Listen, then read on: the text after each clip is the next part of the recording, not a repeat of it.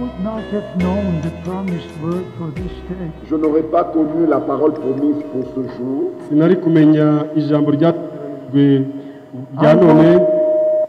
I was a young preacher in the Pentecostal movement. J'étais un jeune prédicateur dans le mouvement pentecôtiste. Nari umubwiriza ukiri umusore mu itorero ry'abapentekoste.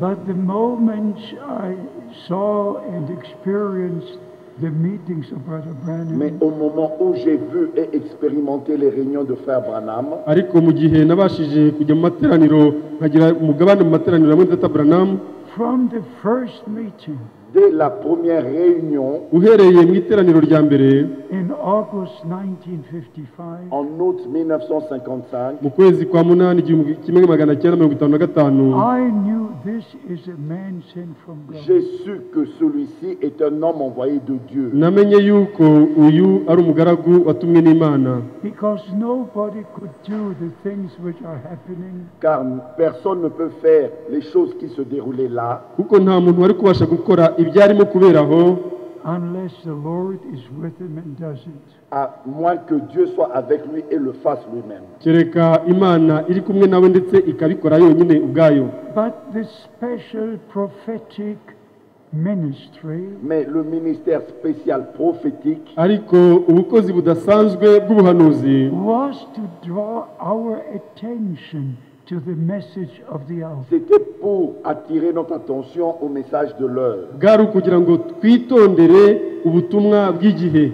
And just like Brother Branham had found his place, Et de même manière que Frère Branham a trouvé sa place nk'uko rero mwene Data Branham yabashije kubona umwanya we to store in the food, pour emmagasiner la nourriture, wo kubasha guhunika ibyo kurya, he never said that he would distribute the food. il n'a jamais dit que lui, il allait distribuer la nourriture. ntiyigeze avuga yuko we azagabura ibyo kurya. He was only told to store in the Il food. lui fut dit seulement de emmagasiner la nourriture. yabwiwe gusa guhunika ibyo kurya. But in Matthew 24, Mais dans Matthieu chapitre 24, ariko muri Matayo 24 we have the divine commission. nous voyons le mandat divin. tuhabona inshingano y'umurimo yatanzwe n'Imana. Just before Matthew 25 happened, Juste avant que Matthieu chapitre 25 arrive, mbere gatoya y'aho Matayo 25 isohora. this is very important to recognize. ça c'est vraiment très important de reconnaître cela. ibi ni ibyangombwa cyane kubimenya. It's not in Matthew 12, Ce n'est pas dans Matthieu chapitre 12, ntabwo byanditswe muri Matayo not in 12 Matthew 20. non plus Matthieu chapitre 20, cyangwa Matayo 20, It's in Matthew 24. mais c'est dans Matthieu chapitre 24. ahubwo ni muri Matayo About the 24 food that would be distributed among the people of God. De la nourriture qui doit être distribuée parmi le peuple de niyo Dieu. havugwa ibyo kurya bigomba kugaburwa iyo 30. So I repeat, Ainsi, je me répète, ndasubiramo just before Matthew 25 happened, avant que Matthieu chapitre 25 arrive, mbere y'uko Matayo 25 isohora, before the last call is given, avant que le dernier appel retentisse, mbere y'uko umuhamagaro wa nyuma wumvikana, and the last message is, behold, the bridegroom comes. et le dernier message c'est voici l'époux vient. kandi umuhamagaro wa nyuma ngo ni musohoke dore umukwe araje. Just before the return of our Lord, Avant le retour de notre Seigneur, mbere y'ukugaruka k'umwami wacu, behold, the bridegroom comes. voici l'époux vient. dore umukwe araje. Go ye out to meet him. Allez, sortez à sa rencontre. musohoke musanganire. Then we have these verses in Matthew 24. Et nous avons ces versets de Matthieu chapitre 24. mbere y'ibyo dufite imirongo muri Matayo 24. Let us read them very carefully in prayer. Nous allons lire cela vraiment attentivement dans la prière. turabisoma mu buryo butuje turimo gusenga. It's the last promise before the Lord returns. C'est la dernière promesse avant le retour du Seigneur. niryo sezerano rya nyuma mbere yo kugaruka k'umwami. Yes, you can read. Yes, 45 to 47. Du verset 45 au verset 47. Matthieu chapitre 24. 45 kugera kuri 47. Matayo 24. Quel est donc le serviteur fidèle et prudent mbese ninde mugaragu ukiranuka w'ubwenge que son maître a établi sur ses gens shebuja yasigiye abo mu rugo rwe pour leur donner la nourriture au temps convenable. kubagerera ibyo kurya mu gihe cyabyo. Heureux ce serviteur uwo mugaragu arahirwa que son maître à son arrivée shebuja naza trouvera faisant ainsi. agasanga abikora. Je vous le dis en vérité, ndababwira ukuri il établira sur tous ses biens. yuko azamwegurira ibintu bye byose. Not only a part of the Word of God, Ce n'est pas seulement une partie de la parole de Dieu, ntabwo ari igice kimwe cy'ijambo ry'Imana, but the whole plan of salvation would be made known. mais tout le plan du salut sera connu. ariko umugambi w'agakiza wose uzamenyekana. And we can say like the Apostle Paul Et nous pouvons dire comme l'apôtre Paul kandi dushobora kuvuga nk'intumwa Pawulo in Acts chapter 20, dans Actes chapitre 20, mu byakozwe n'intumwa 20, when he called the elders to come to him, quand il a appelé les anciens vers lui, igihe yahamagaye abasaza b'itorero ngo baze aho ari, I preach to you the whole counsel of God. je vous ai prêché tout le conseil de Dieu. nababwirije inama yose y'Imana. We don't specialize on any doctrine. Nous ne nous spécialisons pas dans une doctrine. ntabwo twigira inzobere z'inyigisho runaka. We remain in balance when we preach the Word of God. Nous demeurons dans l'équilibre quand nous prêchons la parole de Dieu. tuguma mu ruhagarariro rwiza mu gihe turimo kubwiriza ijambo ry'Imana. Those who preach their own interpretation, Ceux qui apportent leurs propres interprétations, ababwiriza insobanuro bwite zabo they always have the same subject. ils ont toujours le même sujet. bahora bafite ingingo imwe.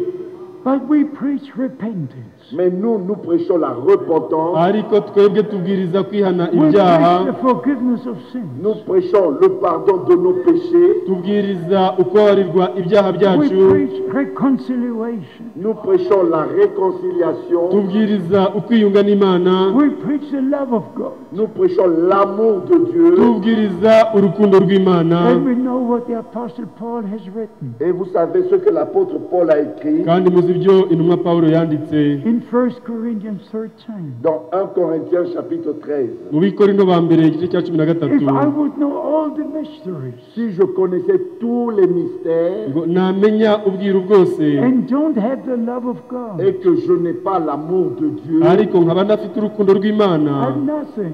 je ne suis rien. ntacyo ndicyo. Brother Branham said, Frère Branham a dit, Mwene Data Branham yagize ati only perfect love will enter there. seul l'amour parfait entrera là-bas. ngo urukundo rwonyine nirwo ruzinjirayo. Then he spoke with Brother Lee Vale, Et ensuite, il a parlé avec le frère Livale. hanyuma yavuganye na Mwene Data Livile, and then the Lord corrected him.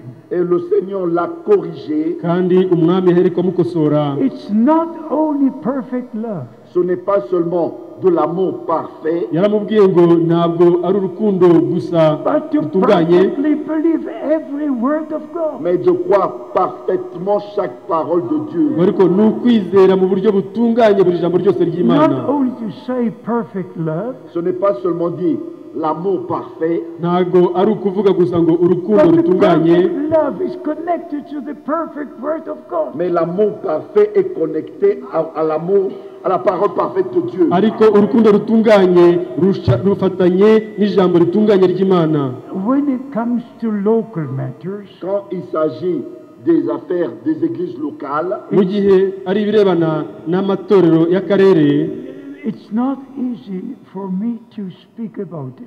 ce n'est pas facile pour moi d'en parler. ntabwo byoroshye kuri jye ngo mbashe kubivugaho, Because on the same day, Parce que le jour même, kubera yuko uwo munsi umwe April the 2nd, 1962, le 2 avril 1962, itariki ya kabiri ukwezi kwa kane 1962, it was just before sunrise. c'était juste avant le lever du soleil. byari mbere yuko izuba rirasa, The night was over, La nuit était déjà passée, bwari bumaze gucya, but the sun was not yet up. mais le soleil ne s'était pas encore levé. ariko izuba ryari ritararasa. When I heard the voice of the Lord and received my commission, Et quand j'ai entendu la voix du Seigneur et j'ai reçu mon mandat. igihe numvaga ijwi ry'umwami ngahabwa But inshingano y'ubutumwa. after the Lord said, Mais après que le Seigneur ait parlé, Umwami rero amaze kuvuga, my servant, your time for this city will soon be over. mon serviteur, ton temps pour cette ville sera bientôt terminé. ati mugaragu wanjye igihe cyawe cyo muri uyu murwa kigiye I kuzarangira, will send you to other cities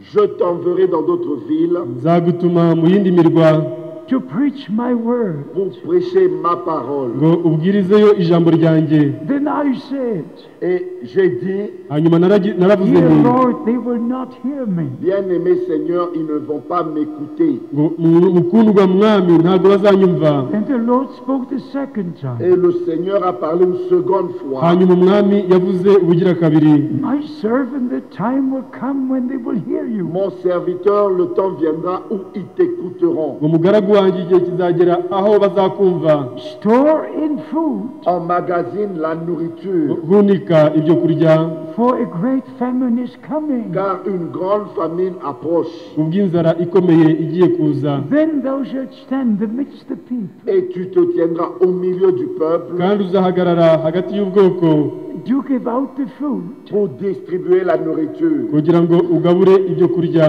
But this was only the two first parts. Mais ça, c'était les deux premières parties. ariko ibyo ni ibice bibiri bya mbere. Then the Lord spoke again. Et le Seigneur a dit encore, hanyuma umwami My yasubiye kuvuga servant, mon ati serviteur mugaragu wanjye don't establish local church. n'établit aucune église locale, ntuzashinge amatorero y'akarere, Don't publish a songbook. ne publie aucun livre de cantique, ntuzandike ibitabo by'indirimbo witirirwa, For it is a sign of a denomination. car c'est un signe de dénomination. kubera yuko ibyo ari ikimenyetso cy'idini. This is part of the divine commission. Ça, c'est une partie du mandat divin. ibi bigize ni kimwe mu bigize inshingano y'umurimo. If I should involve in local matters, Si je dois m'impliquer dans les affaires des églises locales, niba ngomba kwinjira mu bibazo I would, by'amatorero have to, y'akarere, I would have to stay here for a year or two. je devrais donc rester ici pendant 1 année ou 2 ans. nakagombye kuguma hano umwaka umwe cyangwa ibiri. But I just come and go. Mais moi, je ne fais que venir et partir. nyamara ndaza ngasubira nkagenda. I only stay 1-2 days. Je ne reste que 1 ou 2 jours. nguma ahantu hamwe iminsi ibiri cyangwa itatu, Have umunsi 2 umwe or cyangwa ibiri, 3 Et meetings. tenir 2 ou 3 réunions. hanyuma tukagira amateraniro abiri And I cyangwa go atatu, to the next city, next Et country. je continue dans la ville suivante, le pays suivant. hanyuma ngakomeza mu kindi gihugu no ndetse no mu rundi murwa. But by the grace of Almighty God, Mais par la grâce du Dieu Tout-Puissant, ariko kubw'ubuntu bw'Imana ishobora byose, if you humble yourself si vous vous humiliez niba muciye bugufi and esteem your brother higher than yourself, et que vous estimiez vos frères plus que vous-même, ukabona yuko mwene so hari icyo uko akuruta, as the scripture says, comme l'Écriture le dit, nk'uko ibyanditswe bivuga, then the Lord will arrange all things in the local church. c'est ainsi que le Seigneur va arranger tout dans les églises locales, l'église uko locale. niko umwami azabasha God placed gukemura byose the mu matorero fivefold y'akarere. ministry, Dieu a placé les 5 ministères, Imana yashyizeho ubukozi butanu, but in every local church there are elders. mais dans chaque église locale, il y a des anciens. ariko muri buri torero ry'akarere harimo abasaza b'itorero. God does not know the one-man system. Dieu ne connaît pas un système fait d'un seul homme. ntabwo Imana yemera imikorere igengwa n'umuntu umwe gusa, like it is practiced in the USA. Comme c'est en pratique aux États-Unis. nk'uko ariyo migenzereze muri Leta Zunze Ubumwe za Amerika. There's one pastor, one pastor, one pastor. Il n'y a qu'un seul pasteur et lui seul le pasteur. ni ukuvuga ngo pasitori umwe ni uwo gusa nta wundi, And the pastor takes all the tithes of the people. Et le pasteur ramasse toutes les dîmes du peuple. noneho uwo mupasitori akaba ariwe ukusanya Many ibya have cumi byose become by'ubwoko. millionaires. Il Many y en have a become millionaires. plusieurs qui sont devenus des millionnaires. rero benshi That's babaye a abakungu cyane. denomination system. Ça, c'est un système dénominationnel. iyo ni imikorere ya kidini. We must work together. Nous devons travailler ensemble. tugomba gukorera hamwe, And the congregation will recognize if you have a ministry. Et la congrégation reconnaîtra si tu as un ministère. kandi iteraniro rizamenya niba koko ufite ubukozi. The congregation will recognize if you've got an evangelistic ministry. Et la congrégation verra si vous avez un ministère d'évangéliste. Iteraniro niryo rizamenya niba ufite umurimo w'umuvugabutumwa bwiza Or a teaching ministry. Ou un ministère d'enseignement. cyangwa niba ufite ubukozi bw'ubwigisha. There are different ministries. Il y a des différents ministères. hari ubukozi butandukanye. But the same Holy Spirit. Mais c'est le même Saint-Esprit. ariko ni umwuka wera umwe. But the moment a brother thinks Mais au moment où un frère pense ariko mu gihe mwene data yakwibaza ko that he will start the church, que lui, il va commencer une église, ko agiye gutangiza that itorero, is something. que lui, il est quelqu'un, ko hari icyo ari cyo, We're all just nothing. nous sommes tous rien. twese ntacyo turi cyo. It's all the grace of God. Tout n'est que la grâce de Dieu. byose ni ubuntu bw'Imana. There are not small and great men of God. Il n'y a pas de petits et de grands hommes de Dieu. ni abantu b'Imana batoya cyangwa bakuru There bakomeye, are different ministries. Il y a des différents ministères, ariko hari ubukozi butandukanye, But the same Holy Spirit. mais le même Saint-Esprit. ariko umwuka wera umwe. But first we must deny ourselves. Mais d'abord, nous devons nous-mêmes nous nier nous-mêmes. tugomba ubwacu And kwihakana, not to think that we are something. Et non penser que nous sommes quelqu'un d'important. ntitwibaze yuko hari icyo turi cyo gikomeye, Especially that we don't come up with a certain revelation. Et particulièrement ne pas venir avec une révélation spéciale. cyane utazana uguhishurirwa kudasanzwe. Because everyone calling it a special revelation Car tous ceux qui appellent révélation spéciale kubera yuko ibyo byose bita uguhishurirwa will kudasanzwe, bring division and have disciples following ils him. apportent de la division et traînent des disciples après eux. kuzana ibice kandi So when kukikuriraho the Apostle abigishwa. Paul, he called the elders. Ainsi, quand l'apôtre Paul a appelé les anciens, noneho igihe intumwa Pawulo yahamagaye abasaza Not b'itorero, the pastors, il n'avait pas appelé les pasteurs, ntabwo yahamagaye abapasitori, not the teachers.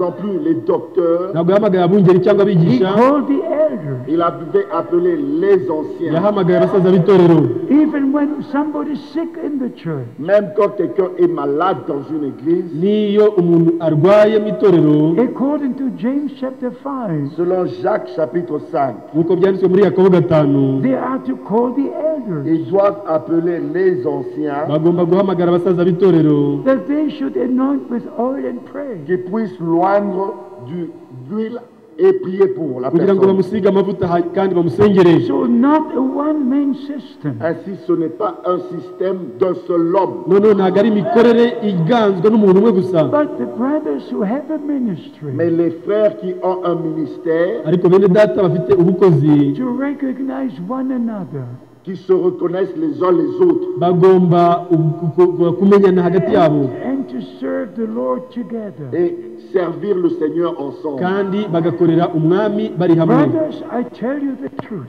Frères, je vous dis la vérité. bene data ndababwiza ukuri, It is too late to have our own ways. C'est vraiment tard, trop tard d'avoir nos propres voix. ni iby'imitagihe kugira ngo tubashe kuba twagira The inzira zacu coming bwite. of the Lord is absolutely imminent. La venue du Seigneur est absolument imminente. ukugaruka k'umwami kuregereje cyane. We're not only in the end time, Nous ne sommes pas arrivés seulement au temps de la fin, ntabwo turi ku iherezo ry'ibihe gusa, we are at the end of the end time. nous sommes à la fin du temps de la fin. ahubwo turi ku iherezo ry'ibihe bya nyuma. And especially one cannot go into another city Et particulièrement, quelqu'un ne doit pas aller dans une autre ville noneho kubw'umwihariko nta muntu ugomba kujya mu wundi murwa and try to arrange things the way he wants them to et be. essayer d'arranger les choses comme lui voudrait que ça ngo soit. abashe kujya gutunganya ibintu nk'uko ashaka ko bigenda. Oya. No, stay where you are. Non, restez là où vous êtes. ndabinginze mugume aho muri, Unless you are invited to come. À moins que vous soyez invité à venir aller là-bas. kereka ubashije kuba utumiwe ngo ujyeyo. So we must find our place in the kingdom of God. Ainsi, nous devons trouver notre place dans le royaume de Dieu. noneho tugombe tubone umwanya wacu mu bwami bw'Imana. But I cannot involved in local matters. Mais moi, je ne peux pas m'impliquer dans les affaires des églises locales. ariko njyewe ntabwo nabasha kwivanga mu bibazo by'amatorero y'akarere. I can only say this is the way it was in Bible days. Je ne peux que dire, voici comment c'était dans les jours de la Bible. icyo navuga gusa ni uko niko byari bimeze mu minsi ya bibiliya. But now, for me, it's not the time to establish local Mais churches. maintenant, pour moi, ce n'est pas le temps pour établir des églises locales. ariko kuri igihe iki si cyo gihe cyo gushyiraho amatorero y'akarere. But you are in the various cities. Mais vous êtes dans des différentes villes. ariko mwebwe muri mu mirwa itandukanye. And God knows the many emails we are receiving. Si vous connaissiez au moins les nombreux emails que nous recevons ariko mwibajije inzandiko zica kuri imeri About twakira the many problems in the local church. au sujet de nombreux problèmes dans les églises locales. zirebana n'ibibazo by'ingutu biri mu materaniro y'akarere. But by the grace of God, Mais par la grâce de Dieu, ariko kubw'ubuntu bw'Imana the Lord will let you find your place. le Seigneur va vous conduire à trouver votre place. umwami azabayobora kugira ngo mubone umwanya wanyu. And usually we have a problem with ourselves. Mais d'ordinaire, on a un problème d'abord avec nous-mêmes. icya mbere cyo mu bisanzwe umuntu afite ikibazo we ku giti cye, Then we have the problem in the church. Ainsi, après, nous avons des problèmes dans l'église. hanyuma tukagira abantu umuntu akaba yagira ikibazo mu itorero. But if we humble ourselves Mais si nous nous humilions ariko icya mbere cyo turamutse duciye and bugufi stay in the presence of God, et demeurer dans la présence de Dieu, tukaguma turi imbere y'Imana, then the Lord will use us. ainsi le Seigneur va nous utiliser. noneho umwami But azadukoresha. I have to say with my commission, Mais je dois dire avec mon mandat, ariko ngomba kuvuga nshingiye not to ku nshingano y'umurimo involve in local church matters. de ne pas m'impliquer dans les affaires des églises locales. ko ntagomba kwivanga mu bibazo by'amatorero y'akarere. The Apostle Paul could leave Timothy behind. L'apôtre Paul pouvait laisser Timothée derrière lui intumwa pawulo yashoboye gusiga inyuma To timoteyo establish in the churches the elders. pour établir dans l'église des anciens. kugira ngo abashe gushyiraho abasaza b'itorero But he mu had to matorero. stay in that church to be in the church. Mais il devait rester dans cette église, être dans cette église. kandi yagomba kuguma muri iryo torero, kandi muri iryo torero To, by the grace of God, know who is and who is not ordained. Afin que par la grâce de Dieu de savoir qui est qui. kugira ngo kubw'ubuntu bw'Imana abashe kumenya buri muntu wese ukwiriye umurimo w'ubusaza But bw'itorero. we're not at the beginning of the New Testament Mais church. nous ne sommes plus au commencement de l'église du Nouveau Testament. ariko ntabwo turi ku ntangiriro We're not z'itorero ryo at mu the isaro rishya. calling out time. Nous sommes maintenant au temps de l'appel à sortir. ubu turi mu gihe cy'umuhamagaro wo gusohoka. And one time, Brother Branham said, Et une fois, frère Branham a dit noneho umunsi umwe Muzeta Branham yaravuze this ministry goes on for 15 years. que ce ministère est déjà là depuis 15 années. ubwo bukozi bwari bumaze imyaka 15, And no denomination has come from it. Et aucune dénomination n'en est sortie. kandi nta dini na rimwe ryigeze riva muri ubwo And he bukozi. said there will no denomination will be in the message. Et il a dit qu'il n'y aura aucune dénomination dans le message. kandi yavuze ngo nta dini rizaturuka muri ubu butumwa. Every local church will be responsible for the local matters. Chaque église locale sera responsable indépendamment des affaires locales.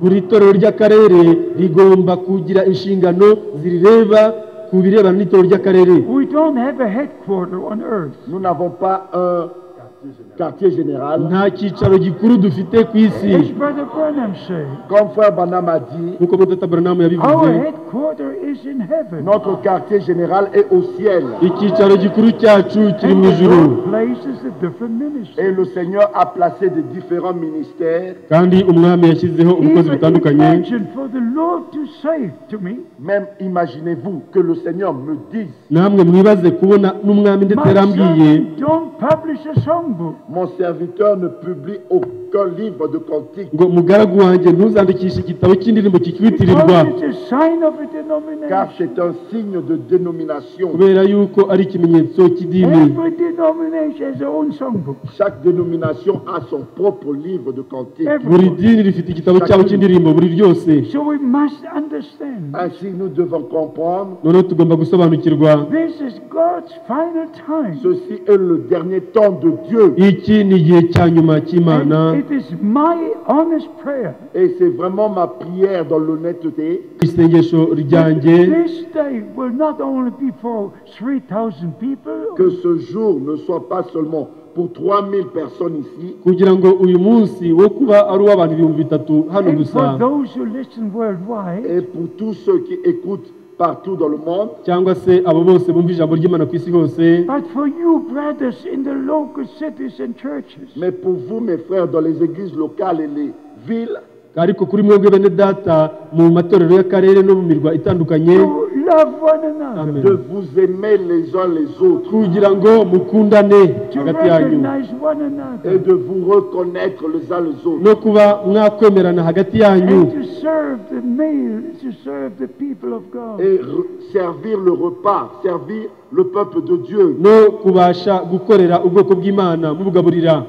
Usually I tell the whole experience. Et d'habitude, je parle de cette expérience. Akenshi nkunda kuvuga kuri ibi byambayeho When the Lord said store in food, Quand le Seigneur a dit emmagasine la ibyo nourriture, umwami yambwiye igihe yambwiraga ngo hunika ibyo kurya, we stored in natural food. nous avions emmagasiné de la nourriture naturelle. twabashije guhunika ibiryo kurya bya kamere Because by'umubiri, in 1961, Parce qu'en 1961, kubera yuko mu 1961 there were Russian and American tanks in Berlin. il y avait des chars russes et américains hari à Berlin. imodoka z'intambara z'abarusiya n'abanyamerika i The wall Berlin, was built through Berlin, Et le 1961. mur fut érigé au travers de Berlin en 1961. urukuta rwatandukanyaga Berlin rwubatswe muri 1961. And John F. Kennedy said, Et JFK Kennedy a dit, noneho John Kennedy yagize ati I will make an example out of Berlin. et de Berlin j'en ferai un exemple. ngo i Berlin nzakorera iby'intangarugero. There was the Cuba Il crisis. y avait la crise de Cuba, hariho ukumvikana kukeya uri Cuba, The tip of the Cold War. il y avait la guerre froide, hari icyo bise intambara, le point culminant. We didn't know what would happen next. intambara Et nous ne ikonje savions pas ce qui allait arriver. yari igeze ku ndunduro tutazi ikizakurikiraho. So I thought there would be a tragedy upon our nation. Ainsi j'ai pensé qu'il y aura une tragédie qui viendrait sur notre nation. noneho nibajije ko hazabaho amakuba azaza mu gihugu And we cyacu, stored the natural food. Et nous avions emmagasiné de la nourriture naturelle. noneho ubwacu twahunitse ibyo kurya bya kamere bisanzwe, But no tragedy came. Mais il n'y eut aucune tragédie, ariko nta makuba yigeze abaho, No famine came. aucune famine. nta nzara yigeze ibaho. So in November 62, Ainsi, en novembre 1962, noneho mu kwezi kwa 11 I said, Dear 1962 Lord, I cannot preach anymore. j'ai dit, bien-aimé Seigneur, je ne peux plus continuer à prêcher. naravuze ni mukundwa mwami, ntabwo nakomeza You kubwiriza. said the famine will come. Tu as dit qu'une famine allait arriver waravuze ngo inzara No izatera, famine has come.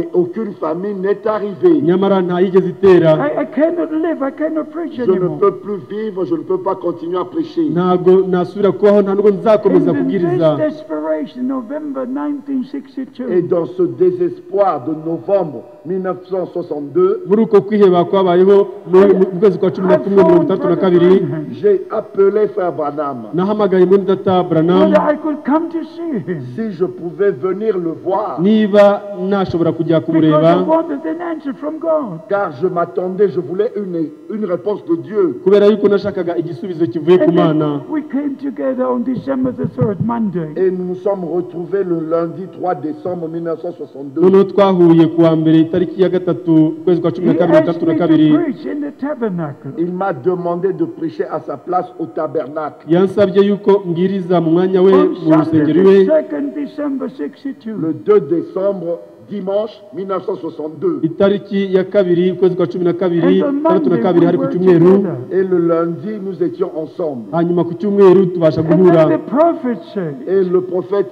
dit, hanyuma umuhanuzi yagize ati, Brother Frank, you misunderstood. Frère Franck, tu as mal compris. ngo mwene data Frank ntiwasobanukiwe You neza, thought there would be a natural Tu famine. as pensé qu'il y aura une famine naturelle. wibajije yuko hazabaho inzara But God isanzwe, will send a famine to His word. Mais Dieu va envoyer une famille pour écouter sa parole. ariko imana izohereza inzara yo Like the kumva ijambo prophet ryayo, Amos said in chapter 11, verse 8, verse 11. Comme le prophète Amos au chapitre 8, verset 11. nk'uko byanditswe mu muhanuzi ya Mose igice cya 8 umurongo wa God 11. will send a famine to hear His word. Dieu enverra une famine pour écouter, entendre sa parole. imana izohereza inzara yo And kumva then He ijambo said, ryayo. there's food you're to put in store. Et il a dit la nourriture que tu dois emmagasiner, ati hanyuma yarambwiye ngo ibyo kurya ugomba It's the guhunika promised word of God for this c'est day. la parole promise de Dieu pour ni aujourd'hui. ijambo ryasezeranywe ry'imana He uyu even munsi. made a statement. Et il a même fait cette déclaration. yabashije ndetse no kuvuga ibikurikira, And it is kept on the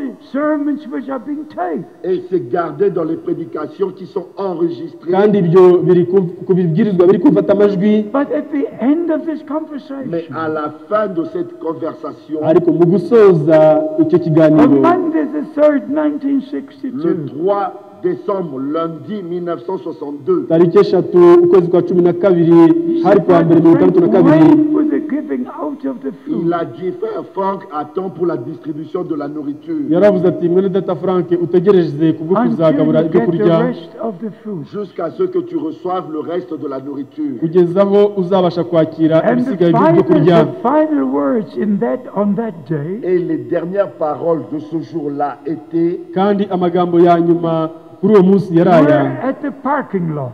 c'était sur le parking, twari aho imodoka zihagarara muri Just parikingi, when we were about to enter the car, juste avant d'entrer dans la voiture. mbere y'uko twinjira mu modoka I had a question. J'avais une question. nari mfite ikibazo. I just said, Brother Branham, J'ai dit, frère Branham, naramubwiye ni mwene data Branham, do I have the right to pray for the sick? ai-je le droit de prier pour les malades? ese koko mfite uburenganzira bwo gusengera And abarwayi? his answer was, Et voici sa réponse. igisubizo cye cyabaye iki? everyone who's called to preach the gospel Chaque personne qui a été appelée à prêcher l'évangile buri muntu wese wahamagariwe kubwiriza who's ubutumwa bwiza called to preach salvation of the soul et qui est appelé à prêcher le salut des âmes wahamagariwe kubwiriza agakiza is k'ubugingo called to pray for the sick. est aussi appelé pour prêcher, prier pour les malades. yanahamagariwe gusengera It's abarwayi. the same commission. C'est le même mandat. ni ya nshingano So imwe by y'ubutumwa. the grace of God, Ainsi, par la grâce de Dieu, noneho kubw'ubuntu bw'imana we have the divine authority to nous avons l'autorité divine dufite ubutware duhabwa preach n'imana the remission of sins, de prêcher la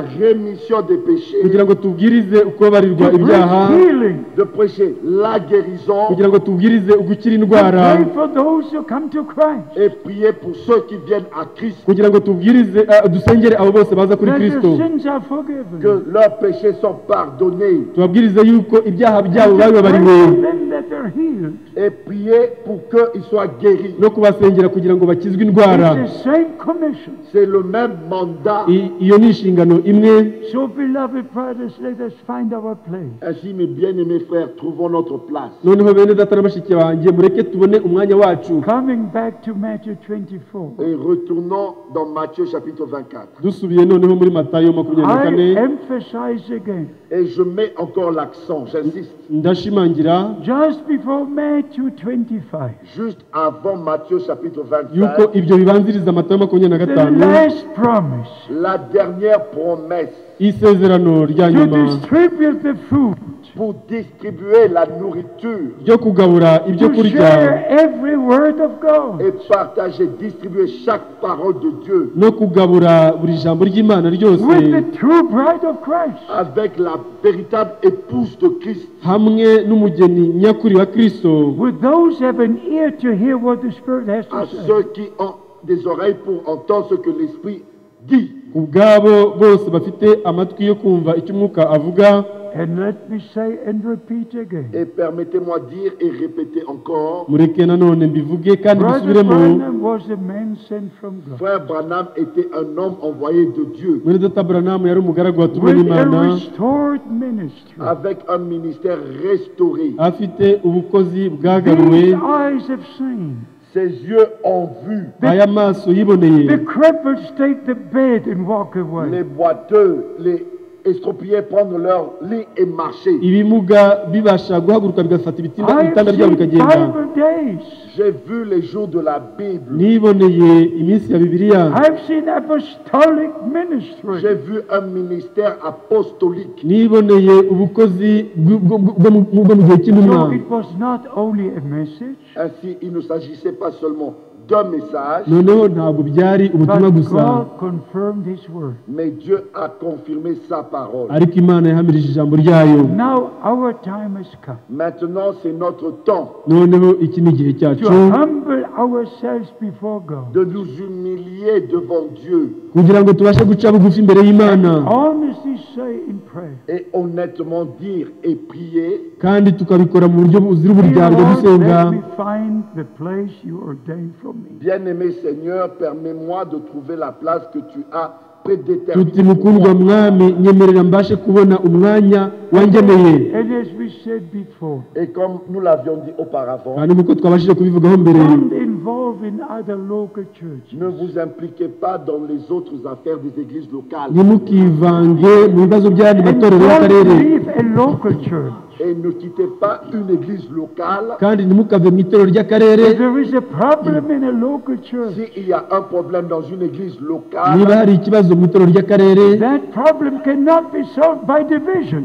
ce problème ne peut pas être résolu par une amen, division. icyo kibazo ntabwo gikemurwa no gucikamo ibice. No, Amen. by the grace of God. Non, par la grâce de Dieu, ibyo si byo, ariko ku bw'ubuntu You bw'Imana must unite in prayer. vous devez vous unir et prier. mugomba kwiyunga kandi mugasenga. Pray with Amen. all your heart. Et prier avec tout votre cœur kandi mugasenga n'imitima yanyu Let yose, the will of God be done. que la volonté de Dieu soit faite. kugira ngo ubushake bw'Imana bukoreke. Not Amen. what this brother wishes or that brother wants. Ou non plus ce que ce frère désire ou ce que ce frère veut, atari ibyo uriya mwene data ashaka cyangwa se uriya ashaka. Beloved brothers, by the grace of God, bien-aimés frères, par la grâce de Dieu, bakundwa bene data, ku bw'ubuntu bw'Imana, in the local church in the city of Krefeld, dans l'église locale, dans la ville de Krefeld, mu itorero ry'akarere mu murwa wa Krefeld, since 1959, depuis 1959, guhera mu 1959, we have the same elders,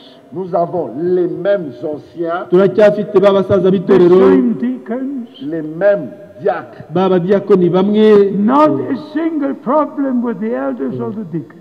Il n'y a pas eu un seul problème avec les anciens Na- ou les diacres. nta kibazo na kimwe kigeze kibaho mu basaza b'itorero cyangwa mu badiyakoni. Just a divine harmony in the local church. Il n'y a que l'harmonie divine dans l'église locale. habayeho uguhuza kwazanwe n'Imana mu itorero So ry'akarere. the same, beloved brothers, whoever you are, from where you are, Et mes bien-aimés, la même chose partout où vous êtes et qui que vous soyez, noneho bene data bakundwa, ni nako bigomba this kumera aho is muri God's hose. time to unite in prayer. ceci est le temps de Dieu d'être unis dans la prière iki ni igihe cy'Imana cyo kwiyunga mu And gusenga find the will of God. et trouver la volonté de Dieu no kubona ubushake bw'Imana, And be ready with all your heart. et d'être prêt de tout votre cœur kandi tukaba twiteguye n'imitima yacu yose To just distribute the divine food. et afin de distribuer la nourriture spirituelle. kugira ngo mubashe kugabura ibyo kurya by'umwuka. And you know what our Lord said? Et vous savez ce que notre Seigneur a dit. kandi muzi yuko umwami wacu yavuze, My food is to do the will of God. Ma nourriture, Amen. c'est faire la volonté de Dieu. ibyo kurya byanjye ni ugukora ubushake bw'Imana. The true spiritual food is connected to the will of God. La véritable nourriture spirituelle est connectée à la volonté de Dieu. ibyo kurya nyakuri by'umwuka bishamikiye ku bushake bw'Imana nyakuri. And as our Lord said in the Garden of Gethsemane, Comme notre Seigneur a dit dans le jardin de Gethsemane, kuko umwami wacu yabivuze mu busitani not bwa as Getsemane, I will, pas comme je veux, ngo ntibibe nk'uko nshaka, not what I will. pas ce que je veux. ntibibe ibyo nshaka. Read. musome Lisez-le, lisez-le. ubisome. Not what I will, Pas ce que je veux, atari ibyo nshaka, not as I will, pas comme je le veux, atari uko njye mbishaka, but thy will be done. mais que ta volonté soit faite. ariko ubushake bwawe This bukoreke. must be your prayer, Ceci doit être votre prière. iri ni ryo rigomba kuba isengesho ryawe, not as I will, Pas comme je veux, ngo ntibibe nk'uko mbishaka, not what I will, pas ce que je ntibibe veux, n'uburyo mbishakamo, But the will of God be done. mais que la volonté de Dieu ariko soit faite. ubushake bw'imana bukoreke. It is too late to have our own will. C'est trop tard, le temps est passé d'avoir notre propre Ni volonté. iby'imitagihe kugira ngo umuntu abe yagira ubushake bwe Please bwite. don't bring any division. S'il vous plaît, n'apportez aucune division. Ndabinginze ntimugasubire kuzana ugucikamo ibice If you ukundi. have a question, Si vous avez une question, Niba mufite ikibazo, if you have a Bible question, si vous avez une question biblique, niba mufite ikibazo gishingiye kuri Bibiliya, you have a Bible answer. vous avez une réponse biblique. ugira n'igisubizo kiri muri If you Bibiliya. have an unscriptural question, Si vous avez une question qui n'est pas scripturaire, Uramutse ufite ikibazo kidashingiye kuri Bibiliya, you will have an unscriptural answer. et vous allez avoir aussi une réponse qui n'est pas scripturaire. icyo gihe uzabona igisubizo kidashingiye ku byanditswe byera. Like I said today about the 700. Comme je l'ai dit aujourd'hui au sujet des 7 tonnerres, nk'uko nabivuzeho uyu munsi ku birebana no guhindagura It is ibituguba, absolutely hurting and hurting. c'est vraiment quelque chose qui blesse profondément. ni ikintu gishengura koko umutima cyane. Brothers hide behind the name of William Branham. Des frères se cachent derrière le nom de William Branham. bene data bamwe bihishe inyuma y'izina rya Mudata Who Branham, is putting the prophet, the prophet, the Et prophet? mettre de l'avant le prophète, le prophète, le prophète. bagashyira imbere ngo umuhanuzi, umuhanuzi, To umuhanuzi, use the authority of the prophet Utiliser l'autorité du prophète kugira ngo bakoreshe ububasha bw'umuhanuzi, for their own interpretation. pour leurs propres interprétations. bakoresha ubutware bw'umuhanuzi This is a kubw'ibisobanuro bwite zabo. criminal act. C'est un acte criminel. icyo uwo ni umurimo w'ubugome. You cannot only read one statement from here. Vous ne pouvez pas seulement prendre une kandi déclaration. bane namwe, Are you ready to dedicate your life to the Lord? Êtes-vous prêt à consacrer votre vie au Seigneur? ese koko mwiteguye kwegurira ubugingo bwanyu umwami? Then let us stand to our feet. Nous allons nous mettre debout sur nos pieds, turi buhaguruke twese Just in the presence of Almighty God, dans la présence du Dieu Tout-Puissant, turi imbere y'Imana isumba byose, to recognize our place in the church and ministry of God. et de reconnaître notre place dans l'Église et le ministère de Dieu. kugira ngo tubashe kumenya umwanya wacu mu itorero none We n'umurimo are here w'Imana. from different countries, Nous venons ici de différents pays twaje hano tuvuye mu bihugu different bitandukanye languages, et de différentes langues. no mu ndimi zitandukanye, but we are one in Christ. Mais nous sommes tous un en Christ. ariko turi umwe muri Kristo. There's only one bride. Il n'existe qu'une seule épouse. hariho gusa umugeni umwe. Brother Branham said, Et Frère Branham a dit, kandi Mwenedata Branham yagize the ati bride is taken out of the church. l'épouse sort de l'Église. ngo umugeni azaturuka mu The itorero. true children of God Les vrais enfants de Dieu abana b'Imana nyakuri are now manifested, sont maintenant en train d'être manifestés. ubu barimo kugaragazwa believing the word of God, Et ils croient la parole de Dieu kandi bizera ijambo ry'Imana, rejecting every et interpretation. rejettent toute interprétation. bakanga insobanuro bwite And zose. beloved brothers, I have to say this. Et bien aimés frères, je dois dire ceci. kandi bakundwa bene data, ngomba kuvuga ibikurikira. When you read Brother Branham's sermon, Quand vous lisez les prédications de Frère Branham, uramutse usomye ibibwirizwa bya Mudata when Branham, you hear the taped messages, quand vous écoutez les messages bande magnétique, usomye wumvise ibibwirizwa biri ku you mfatamajwi, don't need to say anything. vous n'avez pas besoin d'ajouter, de dire quoi que ce soit. nta kintu kindi wabasha kubivugaho. Just hear what he said. Écoutez simplement ce qu'il dit. kumva gusa ibyo avuga. But when you preach the word of God. Mais quand vous prêchez, prêchez la parole de ariko Dieu. mu gihe ubwirije, bwiriza ijambo ry'Imana. This is what we do in our local church. C'est ce que nous faisons dans notre église locale. ibyo ni byo dukora mu itorero ryacu ry'akarere. We have one brother. Nous avons un frère. dufite mwene data umwe. On every Sunday, if I'm not there, Chaque dimanche, quand je ne suis pas présent, buri cyumweru iyo ntahari, he reads from a sermon of Brother Branham. il lit des prédications de Frère Branham. asoma mu bibwirizwa bya Mwenedata Branham, Not just one statement from here and from Il here. ne prend pas d'une déclaration ici ou de là-bas. ntabwo afata interuro hamwe iyindi He ahandi. just reads like this. Il lit de haut en bas. arasoma atangiye and gitangirira emphasizes what Brother Branham said. et met l'accent sur ce que Frère Branham a dit akabasha koko gushimangira ibyo muri Branham Without yavuze giving any interpretation. sans ajouter ou donner une quelconque interprétation. atabashije kugira icyo yongera cyangwa atanga But insobanuro when bwite. we preach the word of Mais God. quand nous prêchons la parole de Dieu. ariko iyo tubwiriza ijambo ry'Imana. Brothers, I tell you this now before we close. Et frère, je vous dis maintenant, avant que nous concluions, noneho bene data turababwira ibikurikira mbere yuko I dusoza. refer today to the experience in Marseille, France. je me suis référé aujourd'hui à l'expérience à Marseille en France. uyu munsi nabashije kuvuga ku byo nabashije kwerekwa mu gihe nari Marseille mu Bufaransa. Imagine what this means to me. Vous ne pouvez pas vous imaginer ce que cela veut dire pour moi. ibyo ntabwo mwakwibaza icyo bisobanuye kuri jye.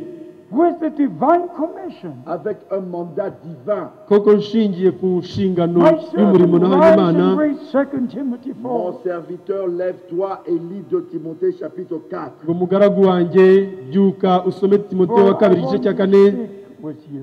Car je veux te parler. kuko nshaka kuvugana nawe. What was it? Il s'agissait de quoi? ese ibyo byari iki? Not to preach imagination. Pas prêcher des imaginations. atari ukubwiriza And if ibyo I nibwira. can preach the word of God, Si je dois prêcher la parole de Dieu, niba ngomba kubwiriza ijambo then ry'Imana, this is the word of God. ainsi ça c'est la parole de Dieu. noneho iri ni ryo jambo ry'Imana. Not interpretation about seven thunders. Ce n'est pas des interprétations sur les 7 tonnerres. ntabwo ari isobanuro ku guhindakurirwa kw'inkuba. God is his own interpreter. Dieu est son seul interprète.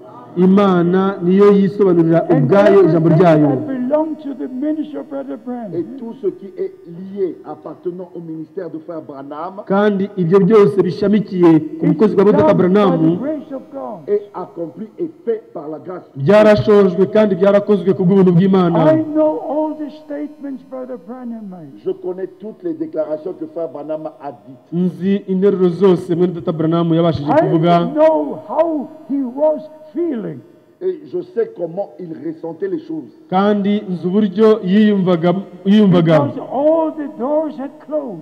Parce que toutes les portes étaient fermées. kubera yuko imiryango yose yari ikinzwe. Only one door, the full gospel Il n'y businessman. avait qu'une seule porte ouverte, les hommes d'affaires du plein évangile. hari umuryango umwe ukinguye w'abitwa les hommes d'affaires du plein Brother évangile. Branham wanted to go to Alaska. Frère Branham voulait même aller en Alaska. mwene Dr. Branham yashatse no kujya He muri was in a Alaska. desperate Il situation. était dans une situation de désespoir. yari mu bihe bisa n'ukwiheba, But leave the things with William Mais Branham. laissez ces choses avec William Branham. ariko ibyo bintu nimubirekere mwene Dr. Branham. Even when he said, I will ride this trail once more. Et même quand il a dit, je vais encore parcourir cette route.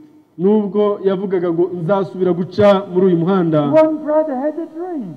Il y avait un frère qui avait eu un songe. hari mwene data umwe wari wagize And he inzozi, brought the dream to Brother Et Branham. il a apporté ce songe à Frère Branham. hanyuma azanire izo nzozi mwene Data And Brother Branham. Branham repeated what this brother had in the Et dream. Frère Branham a répété ce que ce frère avait vu dans ce songe. mwene Data Branham yasubiyemo ibyo mwene Data yari yabonye mu But nzozi. Brother Branham never said, I will die and will rise again. Mais Frère Branham n'a jamais dit que je mourrai et je ressusciterai. ntabwo mwene Data Branham ubwe yavuze ngo nzapfa hanyuma nzazuke, It's kandi oya. absolutely important to leave everything it is the way C'est it is. absolument important de laisser tout là où ça doit être. birakwiriye kureka ibintu byose mu mwanya wabyo You bigomba kuba are birimo. not called to explain what Brother Branham said. Vous n'avez pas été appelé pour expliquer ce que Frère Branham a dit. ntabwo mwahamagariwe kugira ngo musobanure ibyo You mwene Data are Branham here yavuze, to preach the word that was revealed to him. Mais vous êtes ici pour prêcher la parole qui lui avait été révélée. ahubwo muri hano kugira ngo mubwirize ijambo yahishuriwe. I hope you understand. J'espère que vous comprenez. Iyi ndizera Raise yuko your hands if you musobanukiwe. understand. Levez vos mains si vous comprenez. muzamure ibiganza byanyu niba Leave musobanukiwe. everything with Brother Branham. Laissez tout ce qui est en relation avec And Frère with Branham God. mureke ibyo byose bireba na Branham, And murebe find your n'Imana, place. et trouvez votre propre Your place mubone place umwanya wanyu bwite, in your umwanya wanyu bwite ministry. dans votre ministère, mu bukozi bwanyu, In the body of Christ. dans le corps de Christ. mu These are the final mubiri wa Ça, Kristo. c'est le dernier temps, le moment final, iki ni igihe cya nyuma Before the return of Christ. avant le retour de Christ. mbere yo kugaruka kwa Kristo. And I repeat again. Et je répète, ndasubiramo Matthew 24, Matthieu chapitre 24, Matayo 24 verse 45 to du 47. verset 45 au verset 47. uhereye ku murongo wa 45 kugeza ku 47 Matthew 25. C'est juste avant Matthieu chapitre 25. bibanziriza Matayo 25. Behold, the bridegroom comes. Voici l'époux vient. dore umukwe araje, Go ye out to meet him. Allez, sortez, allez à sa rencontre. musohoke And the kumusanganira, bride lives by every word of Et God. l'épouse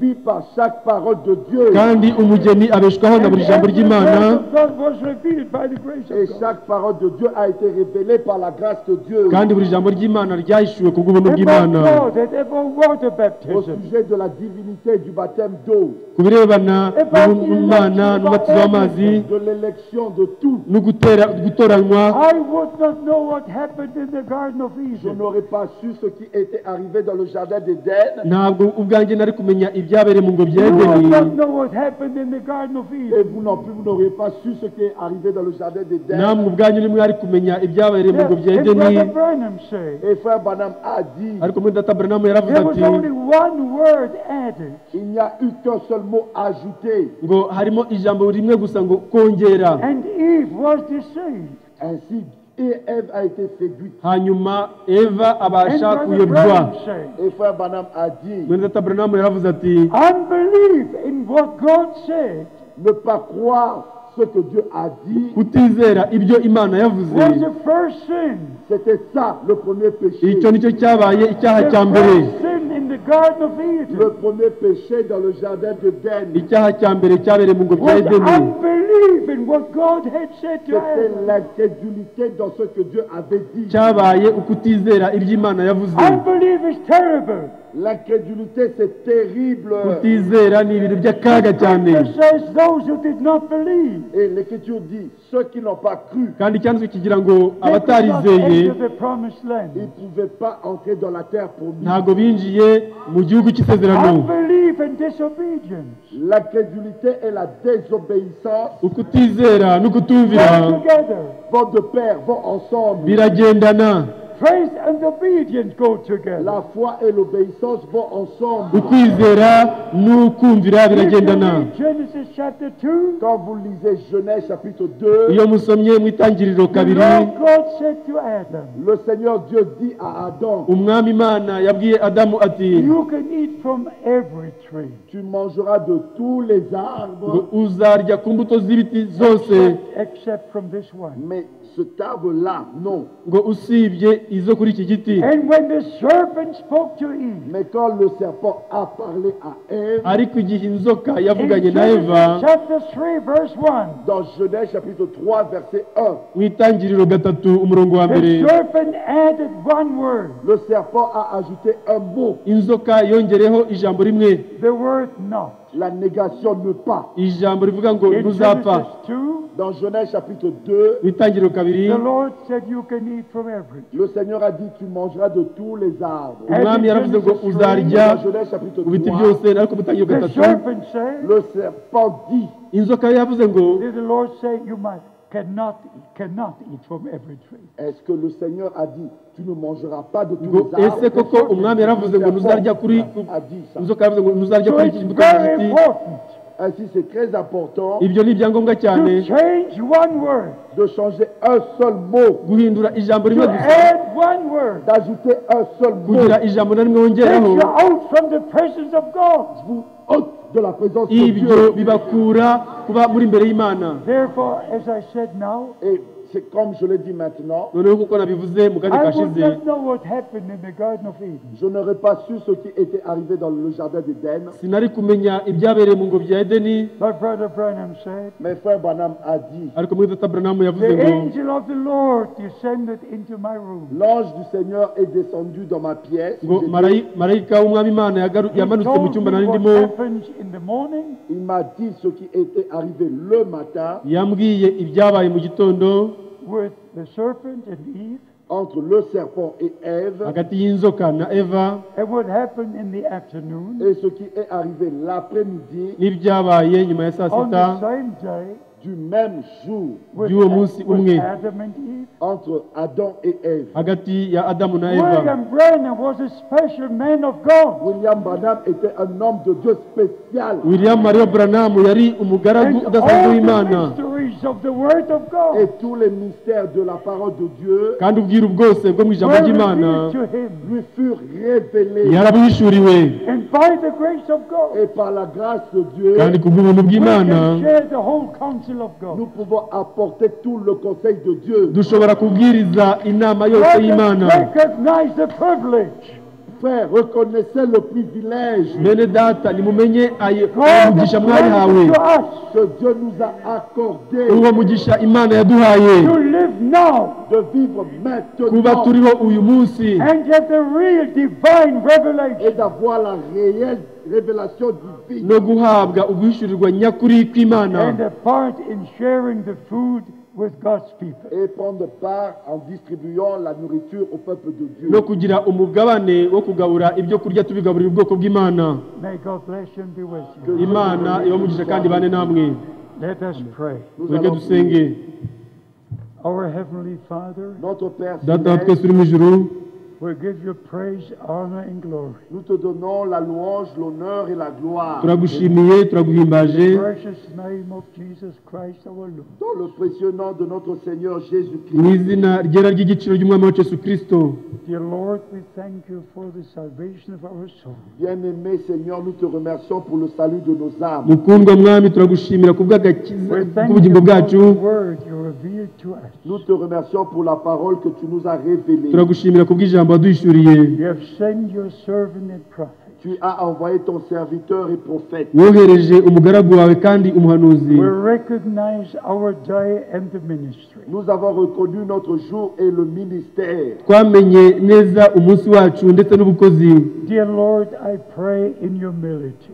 Bien-aimé Seigneur, je prie dans l'humilité. mukundwa mwami ndasenga mu guca bugufi, As you gave me the privilege to be together with your servant, Ah, comme tu m'as donné le privilège d'être ensemble avec tes serviteurs. nk'uko nahawe amahirwe yo kuba nteranye n'abagaragu bawe. today you gave me the privilege Aujourd'hui, tu m'as donné ce privilège uyu munsi wampaye ayo mahirwe to be with my brothers d'être avec mes frères kuba ndi kumwe na bene data from different nations, de différentes nations bava mu bihugu bitandukanye sharing the same spiritual food. et distribuant la même nourriture spirituelle. kandi bagabura ibyo kurya bimwe May by'umwuka. the anointing of the Holy Que Spirit l'onction du Saint-Esprit icyama ugusigwa rest n'umwuka wera upon each and every one. repose sur chacun d'eux, tukabasha kujya hejuru May ya buri we wese, recognize it's the last message. qu'ils puissent tous reconnaître que c'est le dernier message. bose babashe kumenya yuko ari ubutumwa bwa Behold, the nyuma. bridegroom cometh. Voici l'époux vient.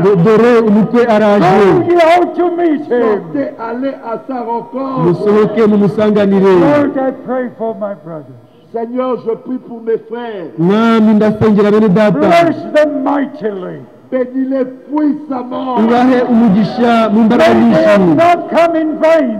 Qu'ils ne puissent pas venir ici en vain. be kuba bazanywe hano May bazanywe this be n'ubusa. the day Que ceci soit le jour. reka uyu munsi ube that you umunsi, made for them. Le jour que tu as fait pour eux. umunsi wagennye ku bwabo.